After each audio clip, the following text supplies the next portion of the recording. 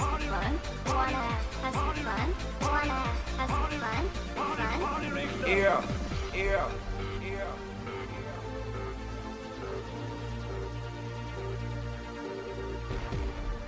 Well, this is the remix, rewind, epilogue edition, I suppose.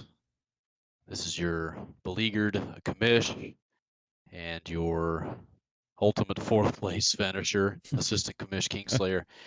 Slayer, as we look back on Total Remix 12, is this going to be a fond season for you or something a little less stellar? It's not going to be terrible. It's not my best year, but this is definitely not my worst by any means. Probably one of my top 4 performances, probably though. This was certainly interesting. It had talking points. We crowned a new champion. For those listening, we attempted to get both Thomas Shelby and President Biggest, Smallest Championship Dick in here, and we just couldn't make the scheduling work. So we're going to sort of hash this out in their stead. But definitely would have liked to have heard from both of them, and certainly hope we hear from them in future seasons because they definitely put on a show for us. In the end, in the championship game, that they came down seemingly to the last few snaps on Sunday Night Football in Week 17. So that was really exciting, and they had really good teams, and it was all around a really nice showing in the playoffs. I don't want to spend too much time here. I want to first go over the final standings and sort of break down the money first, which has all been paid out, at least the top 3 earners. Do you want to rally through those that got the money and sort of break down where that came from? Yeah. Of course, first place was Thomas Shelby. He gets $190 for his first place finish, and the $5 for the one top dick he got during the year. Total of $195 for him.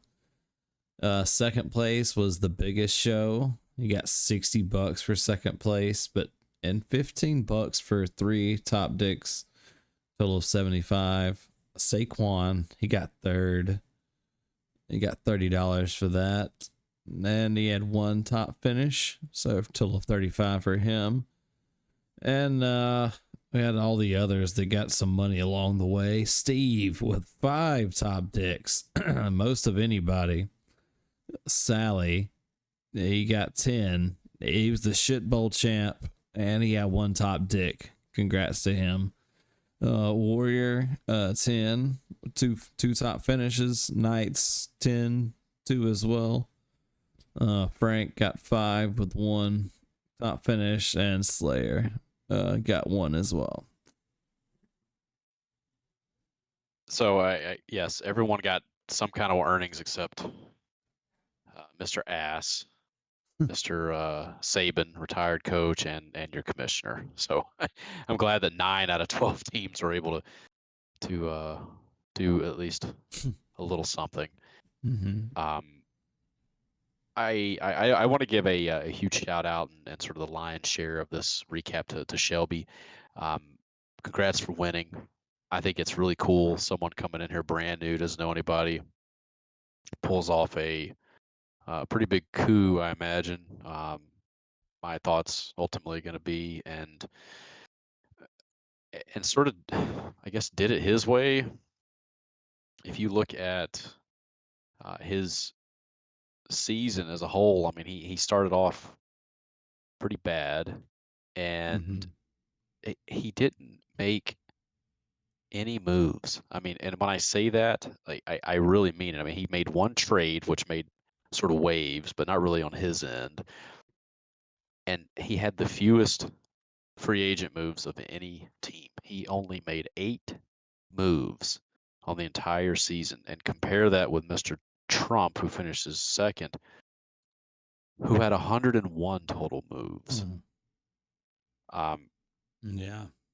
It's wild. You know, we sort of say you have to be active on the waiver wire and you should trade. I mean, he did a trade. He executed one of our trades, and I think he reaped the benefits from that. But he did all this essentially from the team he drafted. And do you have any thoughts about that aspect of it, or any thoughts or opinions about his draft or just that strategy in general? I mean, is this something you think is repeatable, or did he Uh, just get more lucky than good? well, I mean that's usually how I try to play. You know, I don't trade too much, and I think even the year I won, I don't think I did much trading. I'll get stuff off the free agency, but yeah, I don't know. It's tough when you do it like that, I think personally, but I don't know. I'd like to know his background a little bit in fantasy as well, and see if he's experienced in this or was this just a fluke, you know. But I hope he sticks around with us though, and comes back next year. I have no idea sort of, what his experience was in fantasy. I can go ahead and tell you I'm 100% with 100% certainty this was not his first fantasy draft or fantasy season. Mm-hmm. Just looking at the way he drafted, the way he distributed his assets, the way he attached himself to rookies in particular in his draft. Some paid off, some didn't. He had a well-rounded draft, and we joke about things like paying extra money in the draft for defenses or kickers. He went $3 in on Brandon Aubrey, who was touted as one of the best kickers, and he showed this year that he definitely earned that title. And the few moves that he actually made, it's interesting. I mean, he gave up some pretty big, like a pretty big asset of a guy that he drafted. Chase Brown, the running back for Cincinnati, wound up with a monster season. He drafted him for $6, and it looked like the first 3 or 4 weeks of the season that he was just sort of a backup to Zach Moss. Well, uh, he was picked up by Vegeta, our Knights team, and he Brown helped carry him all the way into the playoffs, and uh, had a really good showing this year. So he, even though he only made 8 moves, I mean, it's not like he sort of made some missteps. He drafted guys like Tank Dell, who had a really bad season. People were expecting more. Um, uh, Dalton Kincaid, the tight end from Buffalo, he spent $11 on his draft, and he was sort of a dud. Roma Dunze, the Chicago rookie wide receiver, didn't do much. Jonathan Brooks, the electric running back for Carolina, who was coming back from an ACL tear. He retore his ACL. He pretty much did nothing this year. But then he drafted some young guys that really went off. I mean, Lad McConkey, the last few weeks of the season, helped solidify his run to a championship. Brian Thomas Jr., perhaps the best rookie in this pretty loaded offensive fantasy relevant class. He got him for $3. He was his last pick. That was an impressive get that obviously anybody could have gotten, and he's being strong consideration for a keeper option next year for this team, I imagine. And then the folks he went all in on for money, Derrick Henry, Justin Jefferson. We'll get into the Jefferson side of it later because he didn't really stick on his team for very long. But Derrick Henry, people had question marks about him coming to a new offense, and would he see a lot of elite usage, and would he be, would touchdowns be vultured by Lamar Jackson? And the answer was no to both of those, and he's a all pro this year at running back. So at the top, it was great. At the bottom, he found some gems, and then even folks like Terry McLaurin, he got for $13. Terry wound up being a revelation. No one really thought the Washington offense was going to be too much of anything. Brian Robinson didn't stay on his team for very long. He got him for $8, but he was a very big asset, especially early in the season, and it was a big trade piece for him in the one trade that he did. So he had a very interesting overall decent draft. I would have loved to have gotten his thoughts about some of these picks, especially because he walked away from the draft with only one quarterback. That's very interesting. So I tend to think that he targeted players, he did research, he knew which ones he should go after, but perhaps he wasn't experienced with auctions, or perhaps he wasn't experienced being in super flex leagues. He only walks away with one quarterback, but ultimately we're nitpicking here. He wound up getting a second quarterback in the trade, which I perhaps we can sort of lead in that direction. But I think he set up a good foundation. He identified weaknesses on his team, and then I believe it was after week 1 he made one of the blockbuster trades of the season, which of course involved our buddy Trump. So, and anything you want to jump in on those points that I mentioned? No, I just we definitely wondered about Derrick Henry. You know, if he was going to be the same, like you said, new offense, kind of getting older, but he was he was worth every penny in those first few rounds there. But and Ladd, you know, I think I kind of wanted this guy to just see what he would do. A bunch of these rookies, you know, Brian Thomas and Ladd, they did great. So good pickups for him. Good draft. Looking at the trade that happened on September 18th, this was the second trade of the year, and it was on the heels of Trump's trade with Frank that involved Jamar Chase. Trump got Justin Jefferson and Brian Robinson, and in return, he gave up Jared Goff, Khalil Shakir, and Josh Jacobs. And you know, if you just look at the playoffs and hell, even like the last couple months, it's really hard to say that Trump won this trade. Brian Robinson, even though he scored well in, let's say, half his games, he was not very reliable in the double-digit weeks. He had a late bye. He had a couple of serviceable games, one really good game, and then I mean in the playoffs for Trump, it was terrible. I mean he scored in single digits. I don't recall specifically if Trump had him in his lineup, but you know he pretty much was just like a non-factor. And Jefferson, he sort of toggled between great games and subpar games, and it just so happened that in the last game of the season, when he needed him the most in the championship, he produced just sort of an average game. And on the flip side, if you look at Josh Jacobs, he was ultra consistent and very reliable. Every single game, he was getting 20 points. In fact, I mean, he had double-digit points in every single game this year except one. And that game was pretty much a blowout in week 3, and his starting quarterback was out that game. So Jacobs was a great addition.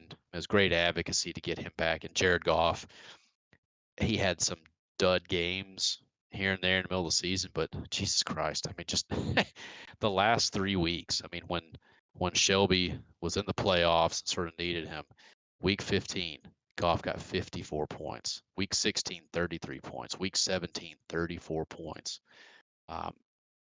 That's pretty incredible. I mean, the Lions are a decent team, but no one really thinks of Goff as an elite quarterback.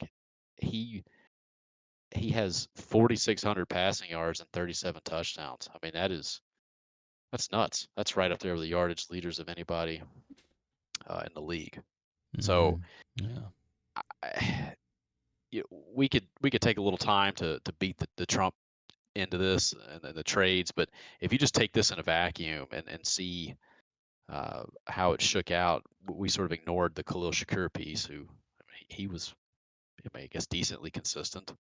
He was a starter, I suppose, he sort was of a okay. flex guy.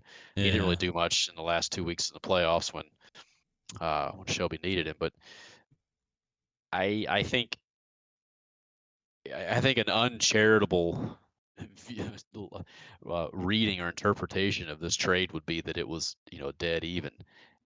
I can see the scenario in which you could say Shelby actually won the trade, especially given when he needed the assets to perform, and that's obviously just all luck, and you have no idea. But it's not like Justin Jefferson was the overwhelming piece in terms of weekly points produced that we thought he was going to be, or at least the name value demanded that he would be. So really interesting. I mean, of all the 4 trades that Trump was involved in, this is the one that I think you could potentially say he more or less got either broke even on or maybe even lost ground. Yeah, may have bit him here at the end a little bit in that trade. Well, let's recap there.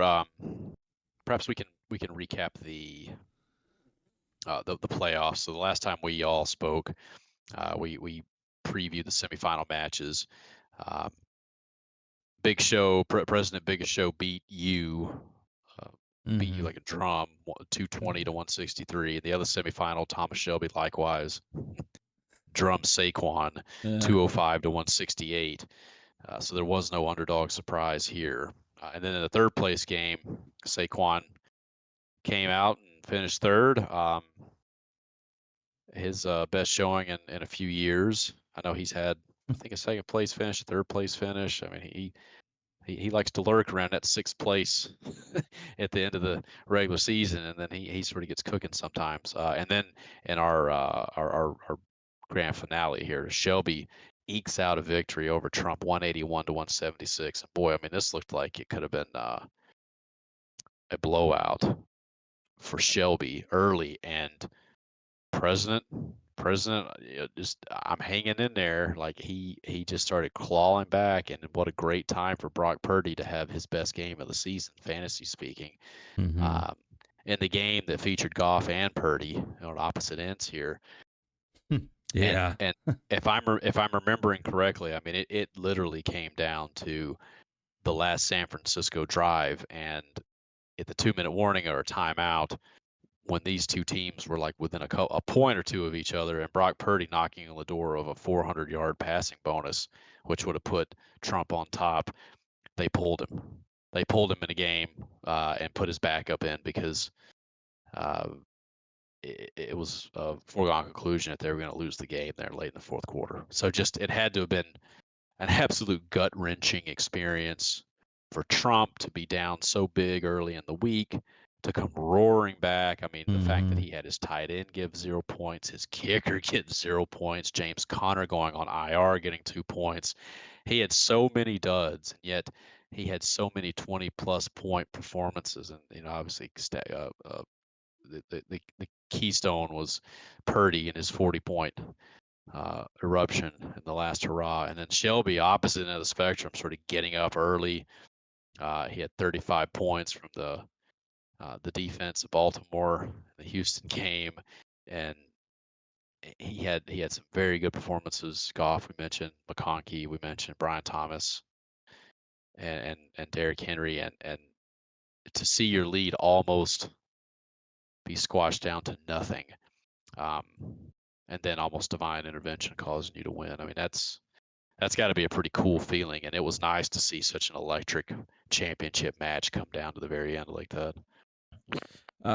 Trump actually took the lead during that game, the Monday night game at times, before I think Goff got one of his bonuses as well. But yeah, and Goff barely got it. I mean, and yeah, frankly, that was, if you look at the final point standings, Trump was within 5 points. I mean, he was like 4.9 points. That was the final margin of victory. And Jared Goff threw for exactly 303 passing yards. If he had gotten 4 yards fewer, Trump wins. I mean, plain and simple, regardless of anything else, if everything else happens the way it did. I mean, so that is, you're talking razor thin margin. And if Purdy had stayed in on that last drive, he had 377 passing yards. I mean, he only needed 23 more to get another bump. So it was razor thin. That was very exciting. I thought Purdy even got injured, to be honest with you. His like elbow was dead below the elbow. Yeah, I think so. I think he was injured, and San Francisco really had nothing to play for. Why injure their quarterback some more, especially one with sort of throwing arm related prior injuries. So it was close.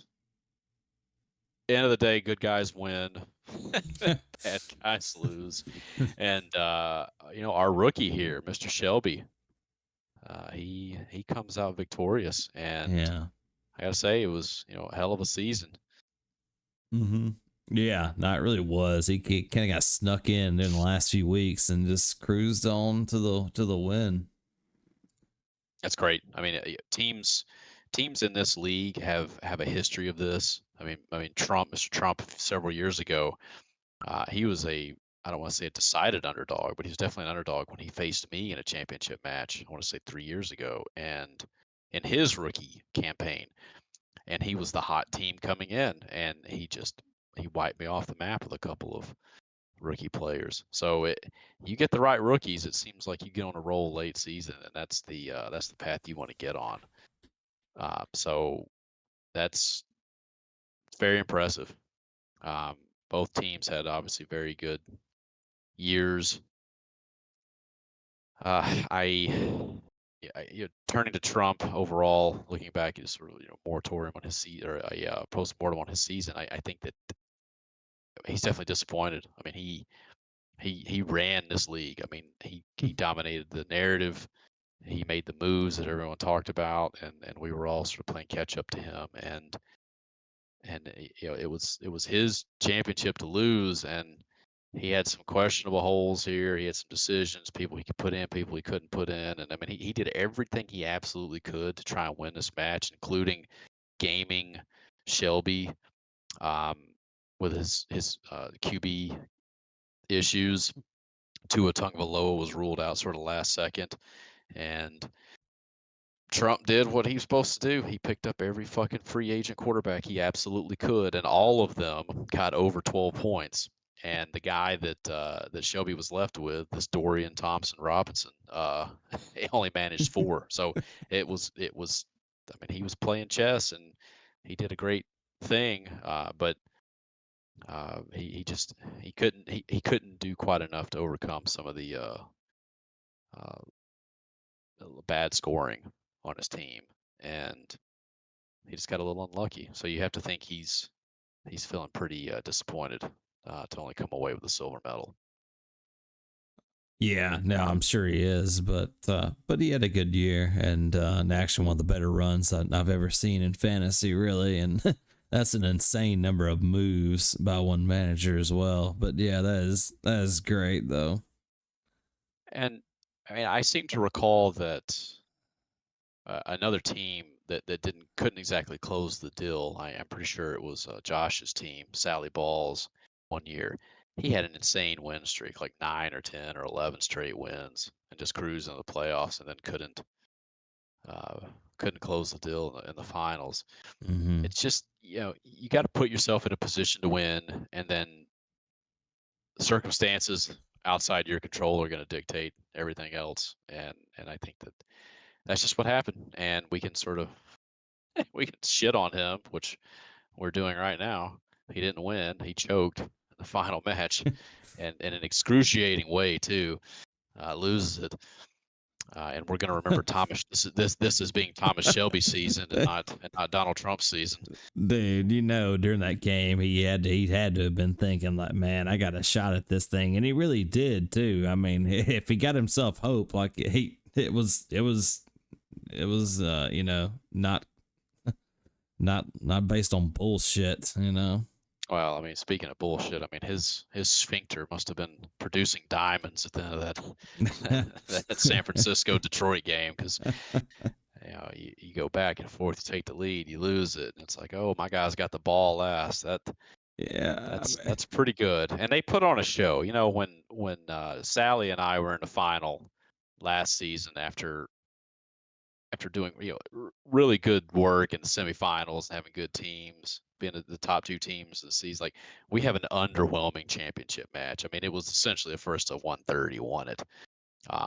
That's disappointing. These two put on a show. They both put up over 175 points. That's just great.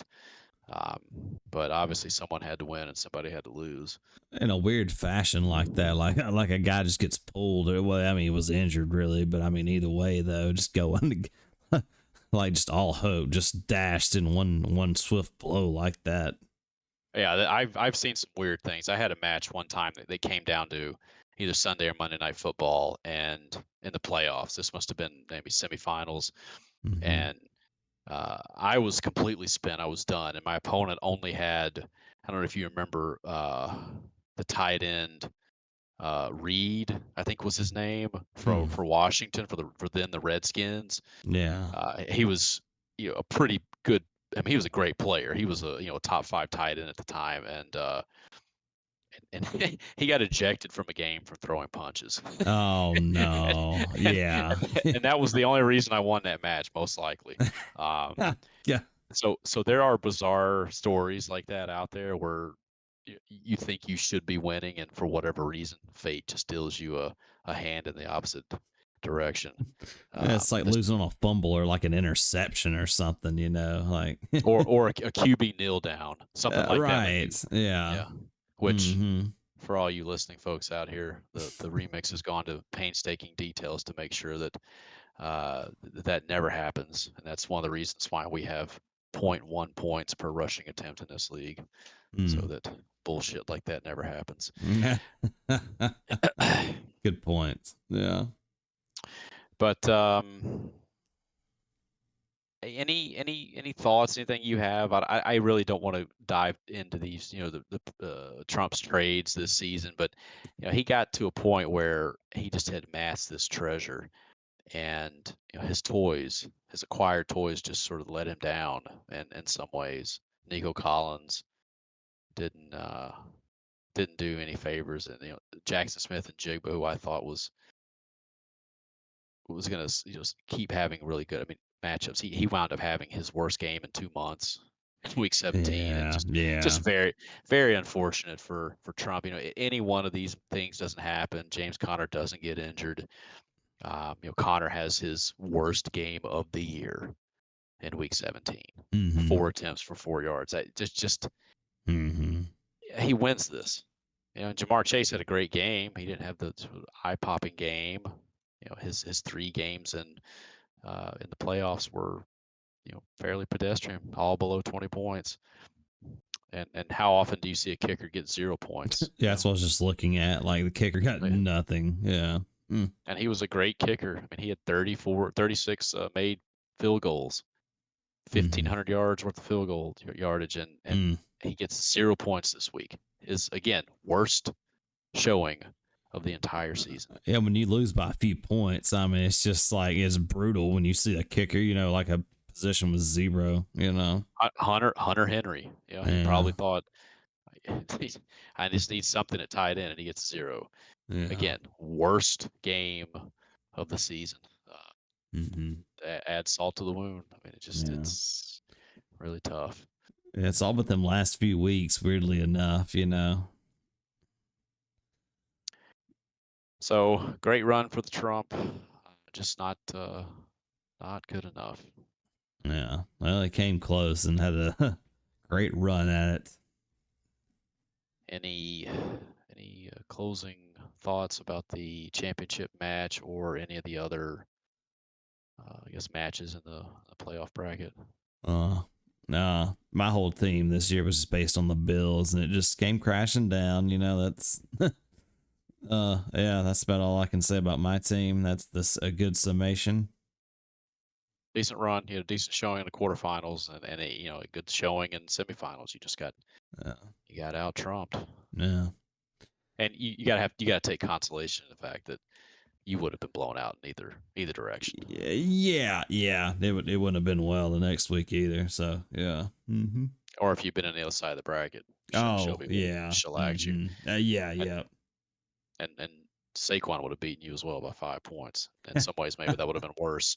I want to give a shout out to Steve Duku. He was our top dick winner. He had 5 of them, like you mentioned before. He just got kind of unlucky. I mean, he scores so well in the weeks consistently. I mean, top dick week 1, top dick week 7, week 11, week 12, and then to cap it off, he got unlucky that in weeks 15 and 16, his teams just didn't really do very much. He finishes in 5th. He nabs the last top dick of the season, unopposed, unopposed showing. So I just want to give a quick shout out. He's a guy to be feared, and for And for Trump and Shelby, when you guys are picking divisions next year, you know, you sort of sum up what teams you want to go up against every, you know, twice a season. Steve's the guy that I just don't want to fuck with because he just consistently seems to Mm. pick horses that wind up doing very well. So quick shout out to him, and then I guess very briefly, I want to give a shout out to Sally Balls for winning our shit bowl. He absolutely spanked me in the semifinals, Oh boy. and he edges Mr. Ass by 20 in the 7th place game. So nice for Sally after a second place silver medal finish last year. He wins the shit bowl this year. Mm-hmm. And Ultimate Warrior won the 11th place game. Frank Lucas was our ass this year. And Yeah, he had a rough year this year. Frank did. Had a rough year, and it all started with giving away Jamar Chase. Yeah, yeah. It sucks to say, but it started it off wrong. You know. Yeah. Well, any closing remarks on the season or last week? Yeah. Nah, just that it was fun. And I'm glad the last game was really fun to watch. Like you said, the championship game. So I think it made it pretty good, interesting. Yeah, no, I agree. Just a quick note on the payouts. Shelby, Big Show, Saquon have all been paid out. They were the only ones that crossed the more than the $30 buy-in threshold. Everybody else, Steve on down, I'm just going to credit you for next year. So Yeah. I've got that in the ledger. You'll owe less than 30 for next season. And again, I just want to give a shout out and congratulations to Shelby. And I want to give a shout out to the league in general for you folks that come in, make the waiver moves, take time away from your families and work to do the draft and put in a little bit of the wrench time to the maintenance of your teams all year and help us engage in a little shit talking and a little gamesmanship. It's fun. It goes a long way, and I really appreciate it. It's the only reason I'm interested in doing this podcast and putting together these documents and keeping tabs of who's doing what and playoff standings. It's only because you all make it worth it, and us appreciate as always your participation and making it a good league. So thank you all. You all are the real winners. Yeah. Along with Shelby, I'll take my 9th place finish and I'm about to say, walk my ass on. yeah. How was your year? Let's finish on this. How was your rate year there on this one? I don't want to degrade this podcast by talking about my season. We'll just say that I had a lover's quarrel with the fantasy world this year and I lost. Yeah. And that's completely fine. That just happens. Yeah. Nah, thanks for anyone that listen to the podcast. We keep it going for you guys. But yeah, it was fun this year. Let's get more of you on next year. Yeah. I'd really like that. Let's mix it up and let's keep the pot stirring. Yeah, absolutely. Well, here's to a good year 12, closing it on out here. Yep. So from the assistant commish, congratulations again, Thomas Shelby, for winning Total Remix 12. You were the one team that was unstoppable, and hats off to you. Hats off to a great year, and we hope to see all you back next season. So this is your commish signing off for this season. Hope you enjoyed the ride. You enjoyed the ride. Get your ass to Mars. Get your ass to Mars. Get your ass to Mars.